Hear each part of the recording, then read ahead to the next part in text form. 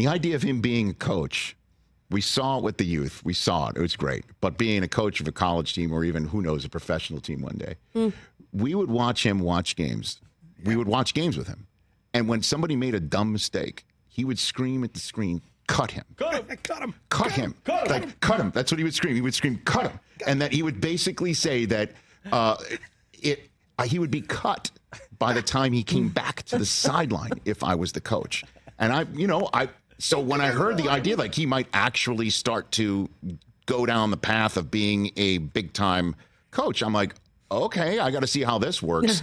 So is it true you were the one who pushed him in this direction? At Constance? the NFL Network, actually. He had a shoot, and I stopped by, and he was, and you know how he operates. He said, listen, there's something I've been thinking about, but I have to bake my ideas before I bring them to you. Right. And with Shador leaving to go to college soon, I called my alma mater, and I spoke to the AD, and I sent them a letter, and I want to help them recruit. I said, why would you help someone else recruit? Like, you should just be a head coach. And he was like, what are you talking about? I said, why? Like, why not? And I, went through just my reasoning. And it was no different than when Strahan filled in for Regis and he came back to the dressing room and I said, this is what you're going to do. So with Coach, it was, this is what you're going to do.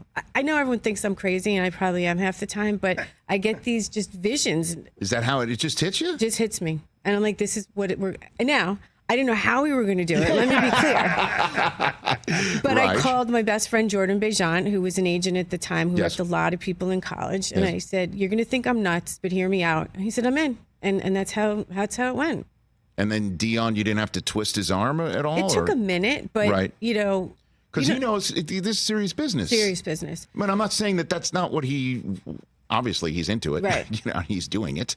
But it still just does take a minute to have to steel yourself and also know that everything else that you are building for him as a brand might have to be put on the wayside. Right? And you didn't have to twist his arm? I didn't have to twist his arm, but we had to prep him. And someone that's here backstage, Coach Ray, we call him Pretty Tony Productions. He was with him from Truth and through the high school. Yes. So he's the on-field guy. I'm off-field, he's on-field. And so with Coach Ray, with Jordan's team, Hampton, I have to give Hampton a shout out. We literally did the playbook. When you go through this process of the search firms and interviewing at schools, you literally are putting this 200-page document together on how you would prepare and what you would do if you got the team, took it over as the head coach. And he was so into it. I mean, we would literally, it wasn't really Zoom back then. So I guess it was FaceTimes or whatever it was. And just prepping him, we'd fly to Dallas to go sit down with him. So it wasn't just overnight, let's do it. And he was so prepped. And that was the one thing that even today, a lot of the search guys will say to me is, we were so impressed by him. I'm like, but you just weren't ready and you didn't believe, and that's okay. And those are teams we look forward to beating. And it's amazing. I love hearing that. You look forward to beating. Love it. We're cut from the same cloth. I know. We keep receipts. I love it. You coming too?